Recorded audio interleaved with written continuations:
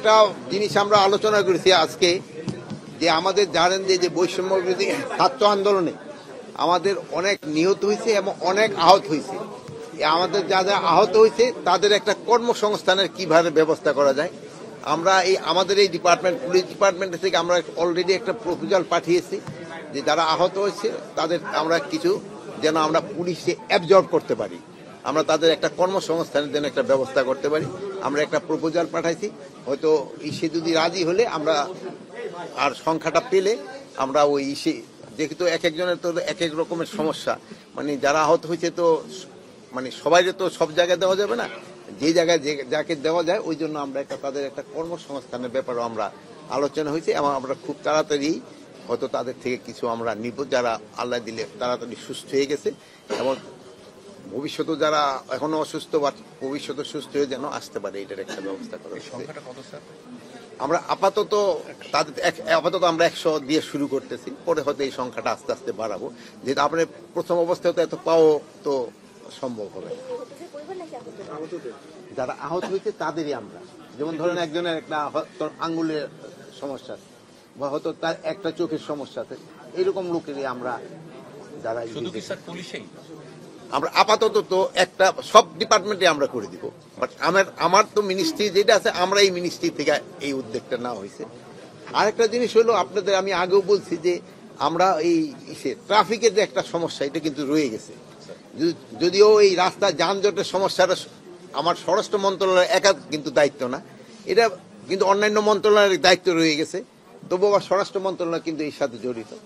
এই জন্য আমরা কিন্তু প্রায় 1000 ছাত্রদের আমরা এই ট্রাফিক নিয়োগের জন্য আমরা একটা প্রপোজাল পাঠিয়েছি। আমরা এই পর্যন্ত 400 জনের মতো নিয়েছি।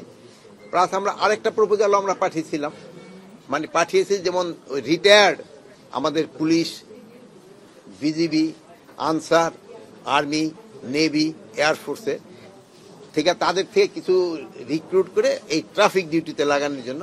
বাট এইটার রেসপন্সটা খুব কম, মানে অনেক আমি ভাবছিলাম যে তারা অনেকে আসতে চাবে, বাট ওরকম আমরা খুব একটা বড় সংখ্যা পাই নাই। আপনারা এটা প্রচার করে দিতে পারেন, যদি আসে আমরা এই একটা বড় সংখ্যা নিব। বাট আপাতত আমরা 50-60 জনের মতো পাইছি। আমরা পাইলে হয়তো আমরা চেয়েছিলাম যে অন্তত 500 জন দিয়ে প্রথম শুরু করি এই ট্রাফিকে, বাট এই সংখ্যাটা পাওয়া যায় নাই। শিক্ষার্থীদের বিষয়টা তাদের লেখা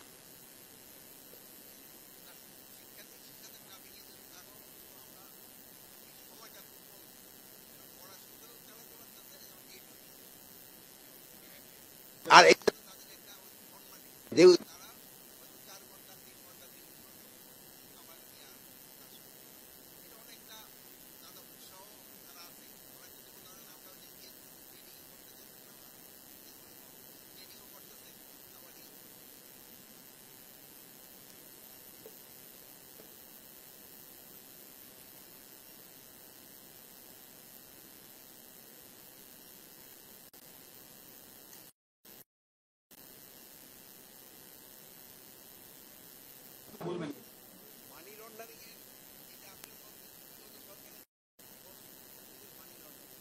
আমার এই যে মতিউর রহমান সাহেব আছে, আমি কিন্তু আপনি যেটা বলছেন ওই পয়েন্টের উপরে আমি তার হেরাস কি করতে গেছি, আমি বলছি তার প্রথম টাস্কিং হবে মানি লন্ডারিং। এই যে বাংলাদেশ ব্যাংক থেকে যেটা হচ্ছে ওইটার রিপোর্ট উনি আমার কত আগে দিতে পারে এই জিনিসটা। আর মানি লন্ডারিংটা আমাকে সবচেয়ে বেশি হয়েছে।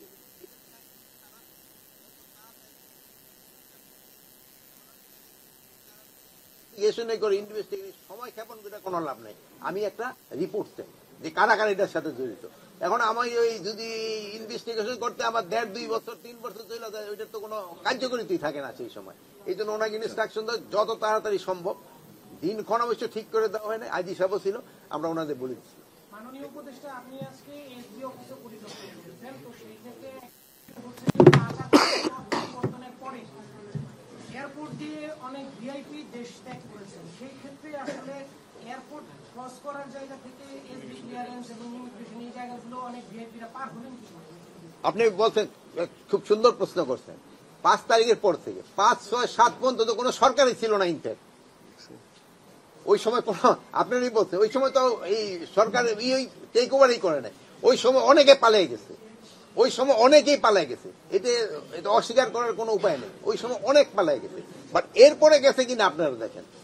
এরপরে হয়েছে কিনা, যে সময় আমরা অলরেডি পাওয়ার নেওয়া হয়েছে এরপরে হয়েছে কিনা যদি হট বলেন। এখন যে সময় আমরা ছিলাম না, আর যে সময় একটা দেশে এইরকম একটা অরাজকতা পরিস্থিতি, সেই সময় তো অনেক কিছু হয়েছে। ইভেন কেন দিয়েও চলে গেছে, এই পার্শ্ববর্তী দেশেই তো সবচেয়ে বেশি বর্ডার দিয়েও চলে গেছে। মাননীয় উপদেষ্টা, সম্প্রতি আপনার স্বরাষ্ট্র মন্ত্রণালয়ের দায়িত্বপ্রাপ্ত আপনি আসার আগে আরেকজন উপদেষ্টা ছিলেন, তিনি একটি টক শোতে দুজন সাবেক সরকারের দুজন ক্ষমতাসীন মানে দুজন ব্যক্তিকে নিয়ে তাদের আটক প্রক্রিয়া নিয়ে উনি কিছু মন্তব্য করেছেন। এই বিষয়টার সাথে কি আপনি একমত ছিলেন? আমি স্যারের বক্তব্য নিয়ে আমি কথা তো বলতে চাই না। স্যারে আমার মানে সেনাবাহিনী চাকরি জীবনে উনি আমার অনেক সিনিয়র, উনি আমার মুরব্বী, আমি ওনার ব্যাপারে কোনো কিছু বলবো না। না ওনার বিষয় না, আমি ওই ব্যাপারে আমি কোনো ওইটা তার যার ব্যাপার। আপনি বলছিলেন যে 5-6 আগস্ট দেশ ত্যাগের সময় কোনো সরকার ছিল না, কিন্তু আমরা এর পরেও দেখেছি যে সাবেক একজন পুলিশ কমিশনারের নিষেধাজ্ঞা ছিল, তারপরেও কিন্তু তিনি দেশ ত্যাগ করেছেন। এটা কে? এটা কে? ওনাকে ইমিগ্রেশন পুলিশ আটকে দিয়েছিল গত 27 অক্টোবর। তারপর এটা আমি অবশ্য জানি না। ইমিগ্রেশন দিয়ে যায়নি, তবু আমি এটা দেখবো। যেহেতু আপনার নামটা বলছেন, আমি অবশ্যই এটা তবু আবার আপনি একটু ইনভেস্টিগেশন করে দেখেন। কি বোঝাতেন বলেন? খন্দকার গোলাম ফারুক, ডিএমপি কমিশনার, উনি হত্যা মামলার আসামিও ছিলেন। আচ্ছা ঠিক আছে, এটা আমরা ইনভেস্টিগেশন করে দেখি। সেটা হলো যে আগামীকাল বর্তমান সরকারের আপনাদের সরকারের 5 বছর পূর্ণ হতে যাচ্ছে। 5 মাস। সেক্ষেত্রে আপনাদের যে 5 মাসের যে অর্জনগুলা, পুলিশের মনোবল বৃদ্ধি সহ যে প্রক্রিয়াগুলো আপনারা উদ্যোগ নিয়েছেন, সেই বিষয়ে যদি একটু সংক্ষেপে যদি এটা তো আপনারা বলবেন 5 মাসে আমরা কি করতে পারছি কি করতে পারি নাই। আপনারা জানেন যে 5 মাস আগে আমাদের পুলিশের অবস্থা কি ছিল, আমাদের আনসারের অবস্থা কি ছিল, আমাদের অন্যান্য এই যে কি বলে এই বিজিবি, তারপরে অন্যান্য যে ইগুলি বাহিনীগুলি, এদের অবস্থা কি ছিল, ওর থেকে কি এখন অবস্থা ভালো হয় নাই? কথাটা শেষ পেয়ে কি ভালো হয় না, হয়েছে কি হয় না এটা বলো।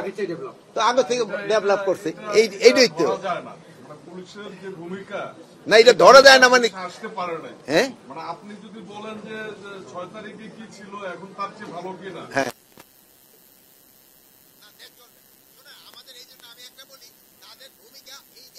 আরো ভালো হইতো। আর শোনেন, এই তাদের ভূমিকা আরো ভালো হইতো, মানে আইন শৃঙ্খলা পরিস্থিতি এখন যেটাতে এটি আরো উন্নতি হতে হবে, এটা আমাদের আশা এবং আপনাদেরও আশা, এবং আমরা এটা যেন আরো উন্নতি হয় এই জন্য কিন্তু আমরা সবসময় চেষ্টা করে যাচ্ছি। সাধারণ মানুষ আতঙ্কে রাস্তায় বের হতে পারে না। এখন হলো কি, আপনি গতকালকেও বলছিলেন যে ছিনতাই হচ্ছে কিন্তু পুলিশও কাজ করছে। পুলিশ যদি ফিল্ডে থাকে তাহলে এত ছিনতাই, এত রাহাজানি, এত কিছু হইতে পারে না। পুলিশ কেন বের হচ্ছে না এখন? না কারণটা কি? এখন ওই যে আপনি যেটা বলছেন যে পুলিশ যে বের হচ্ছে না তাও না, মানে বের হচ্ছে, তাদের কিছু কিছু লিমিটেশন রয়ে গেছে। 1 নাম্বার লিমিটেশন হলো আমরা ওই যে অনেক চেঞ্জ করছি, চেঞ্জ করার পর আপনার তারা কি ওই রাস্তাঘাট চিনতেও সময় নিচ্ছে। তারপরে তাদের আর একটা সমস্যা হচ্ছে, তাদের ইনফরমার এইগুলো চেঞ্জ হয়ে গেছে। আমি শেষ করি না, শোনেন, এইটা চেঞ্জ করে প্লাস এই যে ধরেন যে তাদের থাকার যে থানাগুলি যে নষ্ট হয়ে গেছে, এগুলিও কিন্তু আমরা পুরো রিপেয়ার করতে পারিনি। তাদের এই গাড়ি ঘোড়ারও কিন্তু সমস্যা রয়ে গেছে, আপনি এইগুলি তো একটু দেখতে হবে ভাই। আচ্ছা, শেষ করি, আপনি বলেন কি মাননীয় উপদেষ্টা বলো।